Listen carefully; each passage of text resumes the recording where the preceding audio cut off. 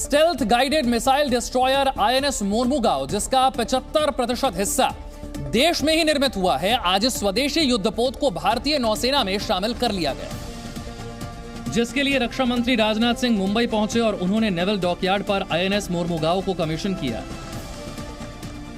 इस दौरान राजनाथ सिंह ने आईएनएस मोरमुगांव को सबसे उन्नत युद्धपोत बताया। वारशिप दुनिया की most technologically advanced missile carrier में से एक होगी। इनमें जो सिस्टम लगाए हैं वे वर्तमान के साथ साथ भविष्य की जरूरतों पर भी पूरी तरह से खरे उतरने वाले हैं। रक्षा मंत्री ने इस मौके पर पूर्व रक्षा मंत्री मनोहर पारिकर को भी श्रद्धांजलि अर्पित की।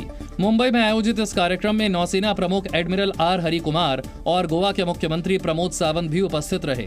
नौसेना प्रमुख ने कहा कि युद्धपोत को गोवा मुक्ति दिवस की पूर्व संध्या पर नौसेना में शामिल किया जाना पिछले एक दशक में युद्धपोत डिजाइन और निर्माण क्षमता में हुई बड़ी प्रगति की ओर इशारा करता है।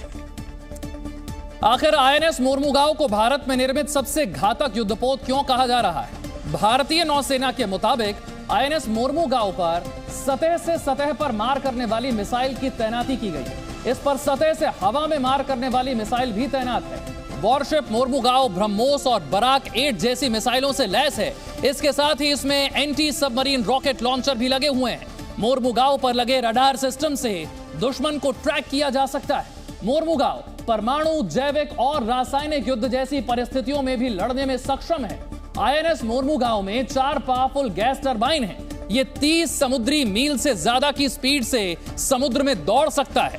इस युद्धपोत की लंबाई 163 मीटर और वजन 7400 टन है।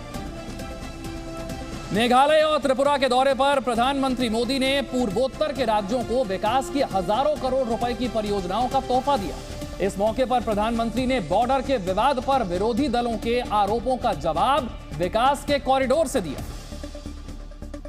और जब प्रधानमंत्री इस दौरे पर मंच पर पहुंचे तो मेघालय की वेशभूषा में नजर आए, जहां उनका परंपरागत तरीके से स्वागत हुआ और उन्हें देखने सुनने के लिए लोगों की भारी भीड़ नजर आई। चूंकि इन दिनों तवांग में चीन के सैनिकों की घुसपैठ का मुद्दा गरमाया हुआ है, इसीलिए पीएम मोदी बॉर्डर का जवाब विकास पर विरोधी दलों की सोच से देते दिखे।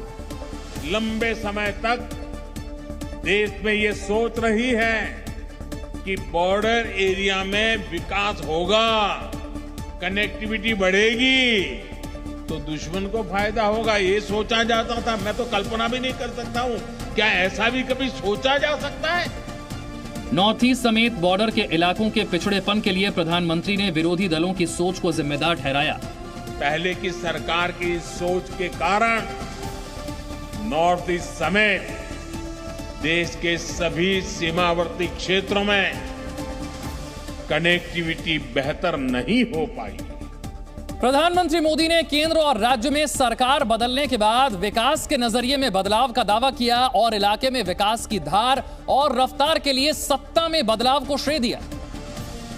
चूंकि प्रधानमंत्री की बात कहने का अंदाज हमेशा निराला रहता है, इसलिए इस बार भी उनका रुख कुछ वैसा ही दिखा। जब रिमोट से हजारों करोड़ की परियोजनाओं का उद्घाटन करने के बाद उनकी जुबान से फीफा वर्ल्ड कप का जिक्र छिड़ गया। ये संयोग ही है कि आज जब फुटबॉल वर्ल्ड कप का फाइनल हो रहा है,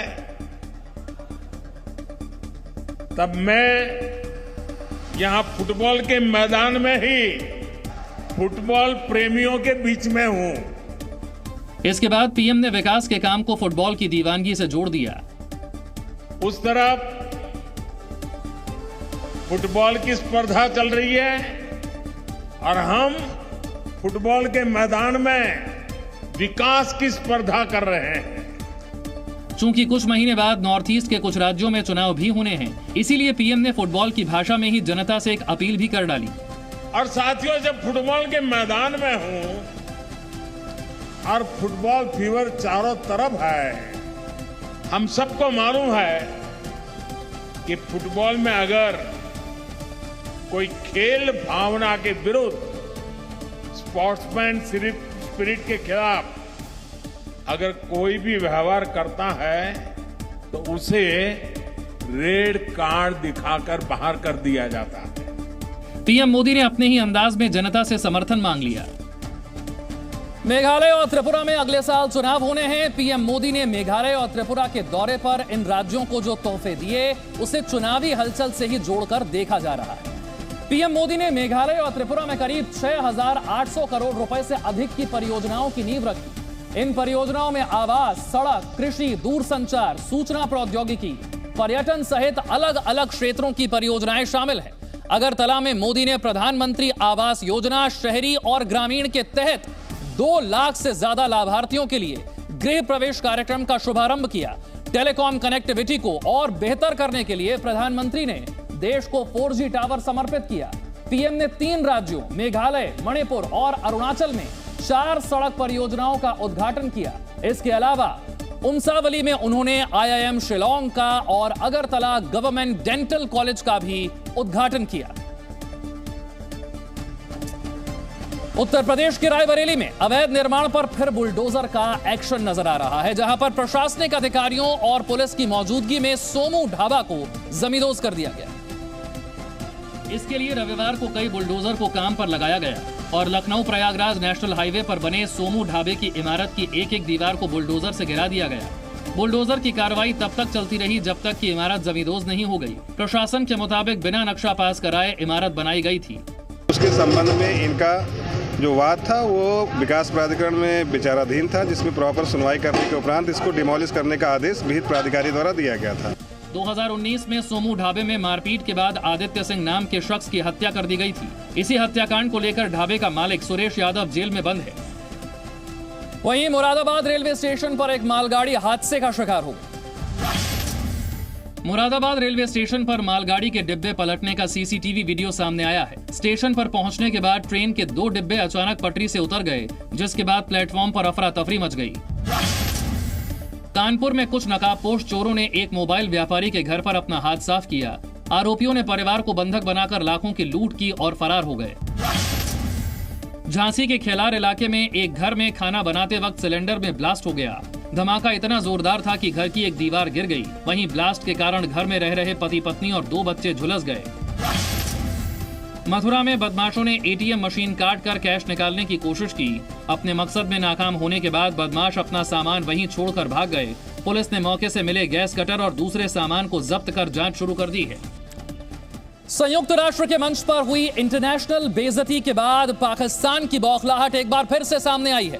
दरअसल विदेश मंत्री बिलावल भुट्टो के बाद पाकिस्तान की एक और मंत्री शाजिया मर्री ने भारत के खिलाफ जहर उगला है और परमाणु हमले की धमकी तक दे डाली। भारत का कोई मिनिस्टर किसी भी फोरम पर मोदी सरकार के दिफा में इतना अंधा हो जाएगा कि वो ये नहीं सोचेगा कि वो एक न्यूक्लियर मुल्क के लिए, पाकिस्तान जैसे न्यूक्लियर मुल्क के लिए ऊल फूल बक सकता है, तो ये उसकी गलती है।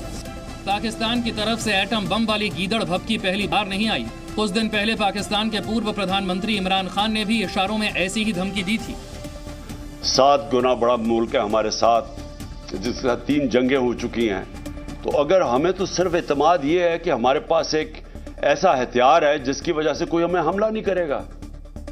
दरअसल दुनिया के सबसे बड़े मंच से विदेश मंत्री S जयशंकर ने आतंकवाद पर पाकिस्तान की पोल खोलकर रख दी थी, जिसके बाद बौखलाए पाकिस्तान के विदेश मंत्री बिलावल भुट्टो ने भारत के खिलाफ जहर उगला था। अब बारी शाजिया मर्री की थी।